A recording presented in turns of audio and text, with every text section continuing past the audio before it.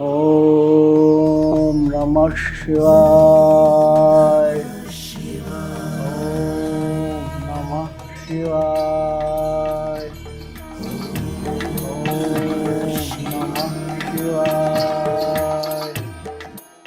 ओम नमः शिवाय। ओम नमः शिवाय। ओम नमः शिवाय। ओम नमः शिवाय। ओम नमः शिवाय। ओम नमः शिवाय। ओम नमः शिवाय। ओम नमः शिवाय। पुत्र भस्मासुर,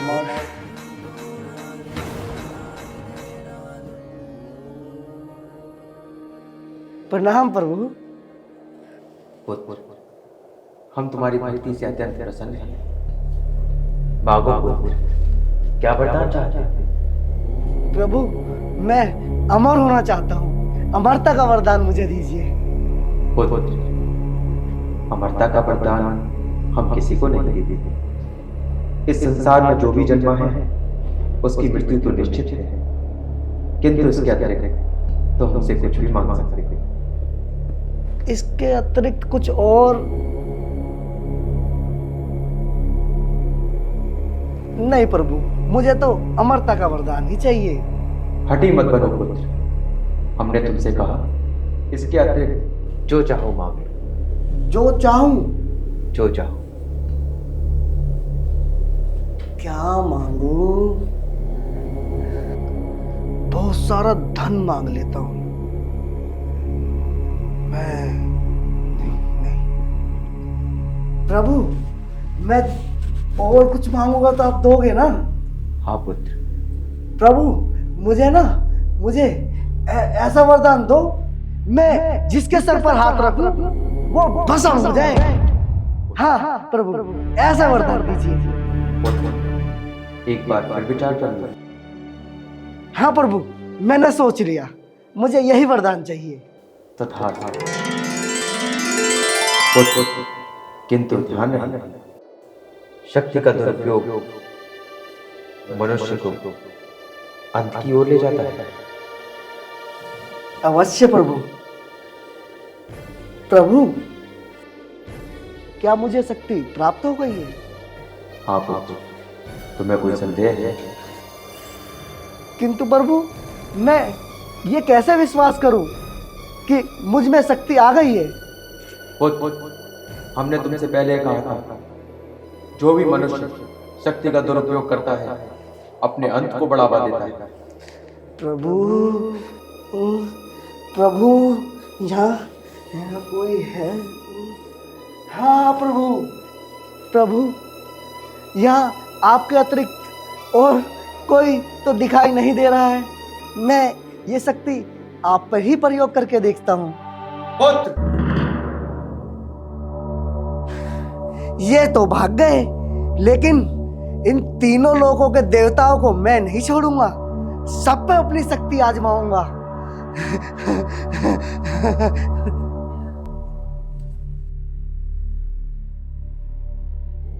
स्वामी, ये क्या हो रहा है?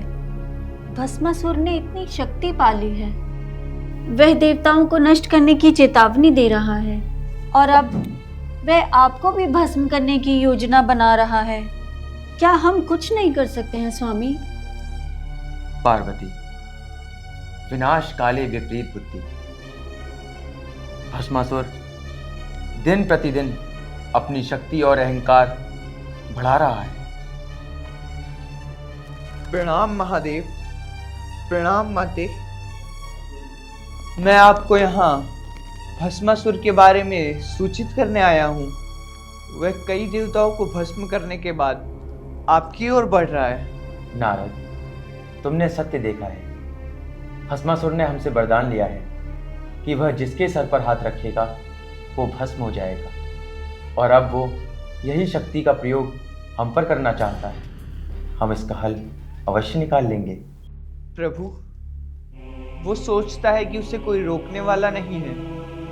वह अपनी शक्ति से खुद को देवता मानने लगा है। प्रभु, यह चिंता का विषय है। उसका अहंकार बढ़ता ही जा रहा है। मैं तुम्हारी बात समझता हूँ नारद। देखना, भस्मासुर का अहंकार ही उसका नाश का कारण बनेगा, किंतु देवताओं को उसे सीधी चुनौती नहीं देनी होगी। हमें मिलकर एक योजना बनानी होगी जिसका अंत भस्मासुर का अंत होगा। नारद, वो शीघ्र ही अपनी शक्ति का दुरुपयोग करने वाला है और हमें उसकी इसी कमजोरी का लाभ उठाना होगा। आप सही कह रहे हैं स्वामी। ठीक है प्रभु, अब आप मुझे आज्ञा दीजिए। नारायण नारायण।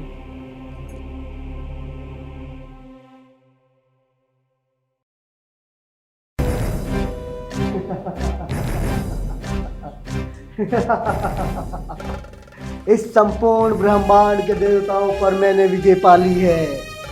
हाँ, अब मुझे क्या करना चाहिए? हाँ, मुझे अब विवाह कर लेना चाहिए, किंतु मेरे योग कन्या कहाँ होगी? सुना है इस संसार में महादेव की भार्या सबसे सुंदर है। मेरे योग वही उत्तम अर्धांगिनी होगी। अब मैं शीघ्रता से कैलाश की ओर जाता हूँ और महादेव को भस्म करके पार्वती को लेकर आता हूँ। स्वामी, ये भस्मासुर मेरे रूप पे मोहित हो रहा है। वह मुझे प्राप्त करना चाहता है। अब आप क्या करेंगे स्वामी? देवी,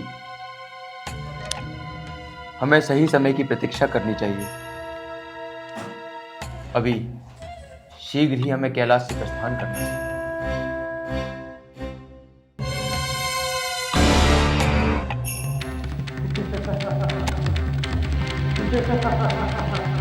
महादेव, आ रहा हूँ मैं।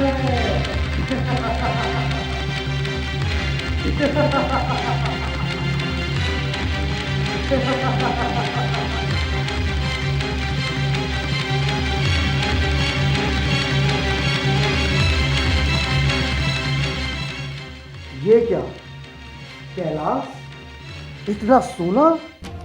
क्या मेरे डर से सब भाग गए? महादेव भाग गए?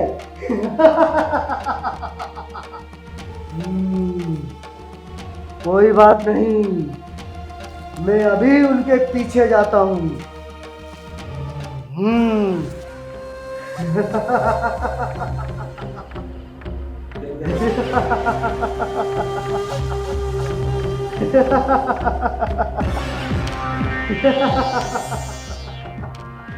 स्वामी, ये राक्षस भस्मासुर ने मेरी सुंदरता को देख के अपना विवेक खो दिया है। उसने आपकी शक्ति का दुरुपयोग करने की सोच ली है। क्या वह ये नहीं जानता कि ये एक शक्ति दान है जिसका उपयोग केवल धर्म के लिए होना चाहिए, ना कि किसी अन्य पाप के लिए? तुम सत्य कहती हो पार्वती। इस राक्षस ने हमारी दी हुई शक्ति का दुरुपयोग करने की सोची है। शक्ति का उपयोग तो केवल योग व्यक्ति ही कर सकता है। अब हमसे जो भूल हुई सो हुई, किंतु इसे अपने किए हुए कार्य का दंड भुगतना होगा। इसका परिणाम अच्छा नहीं होगा पार्वती।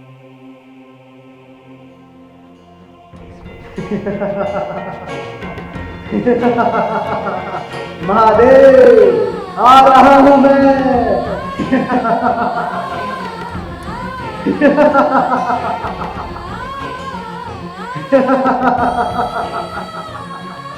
प्रभु, आप इतनी शीघ्रता से किस ओर जा रहे हैं?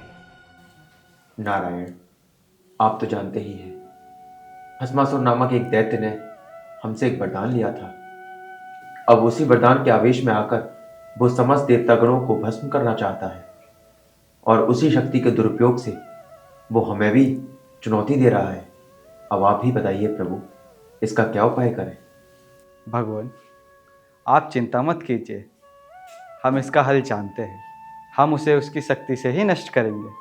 प्रभु, आपका तात्पर्य है कि हम उसे शक्ति से नष्ट करेंगे, किंतु प्रभु ये हमारे वरदान की अवहेलना होगी। हमने उसे वरदान दिया है और उसका मान तो रखना ही होगा। कोई और उपाय बताइए प्रभु। महादेव, यही उचित समय है। मैं अपना मोहिनी रूप धारण करके उसे भ्रमित करूंगा। मोहिनी रूप? आपकी लीला अपरंपार है नारायण।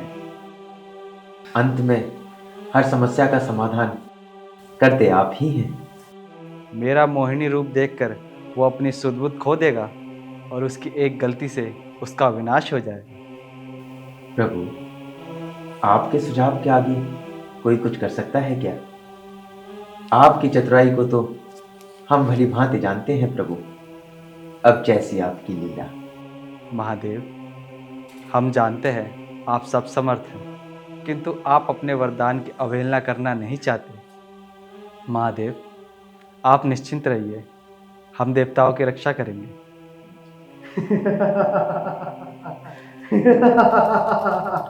देखिए प्रभु, वो हमारी ओर ही आ रहा है। प्रभु, जाइए और अपनी लीला दिखाइए। ठीक है महादेव, अब मैं मोहिनी रूप धारण करके भस्मासुर के सामने प्रकट हूँ।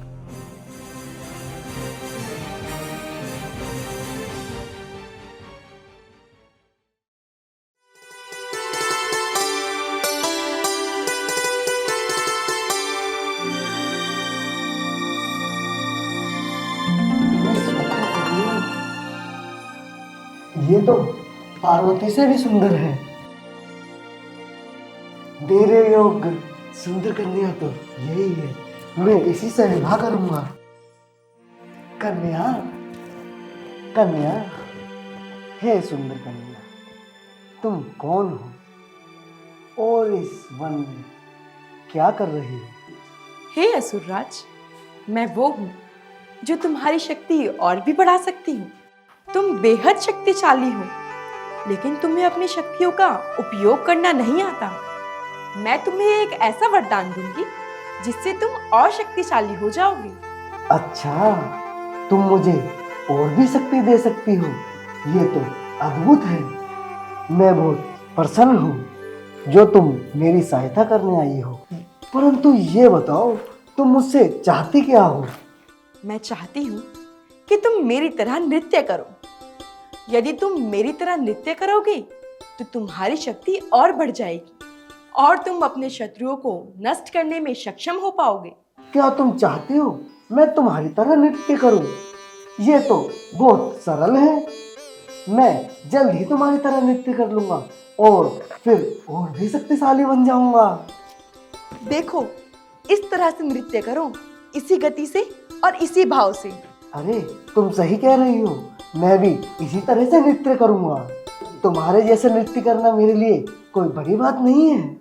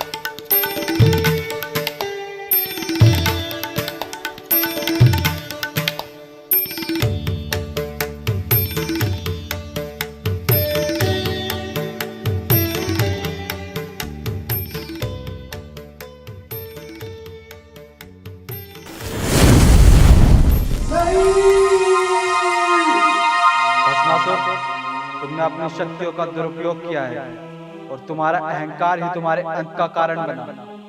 यह सीखने का समय है। शक्तियों का उपयोग विवेक से करना चाहिए, अन्यथा वही शक्ति विनाश का कारण बनती है।